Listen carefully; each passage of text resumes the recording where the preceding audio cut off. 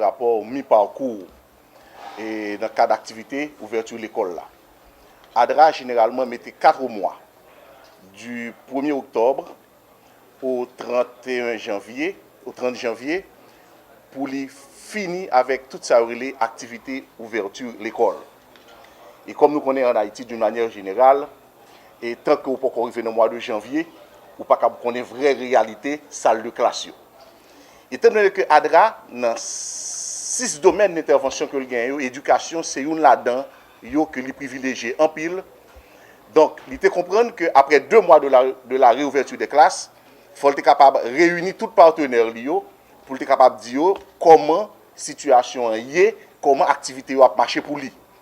C'est ainsi que, dans le cadre d'ouverture de l'école, année 2012-2013, là, ADRA a comme objectif de concert avec UNICEF et le ministère de l'Éducation nationale pour te distribuer kits scolaires by 150 000 élèves dans le département de l'Ouest là.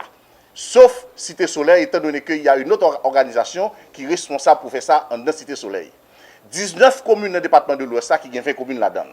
C'est ainsi que nous avons divisé le département de l'Ouest là en 7 secteurs.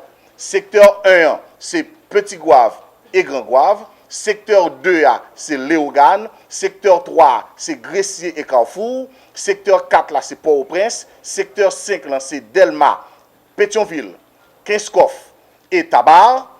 Et nous avons un secteur 6, là, qui c'est Cabaret, Arcaillet, Lagonave, dans 2 communes, Pointe-à-Raquette et Ansagalais.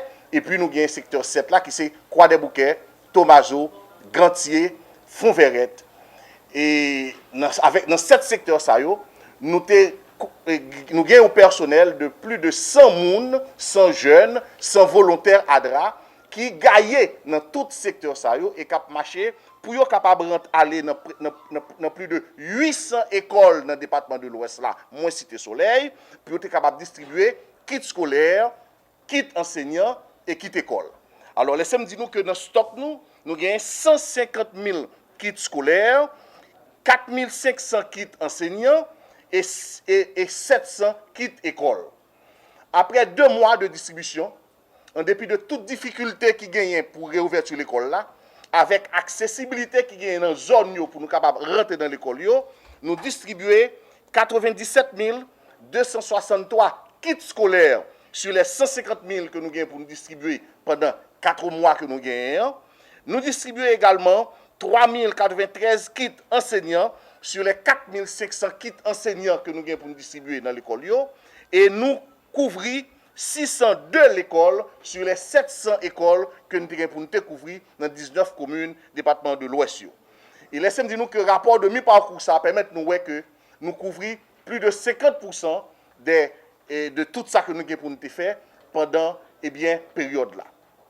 Laissez-moi dire que c'est une activité qui rentre dans le cadre programme ADRA dans l'ouverture de l'école. Distribution de kits scolaires, c'est une là-dedans.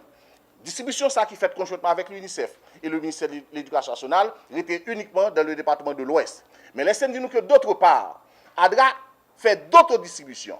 C'est ainsi que nous avons préparé une distribution de plus de milliers de kits scolaires dans le département du Nord et avec des uniformes cousus sur mesure dans les écoles.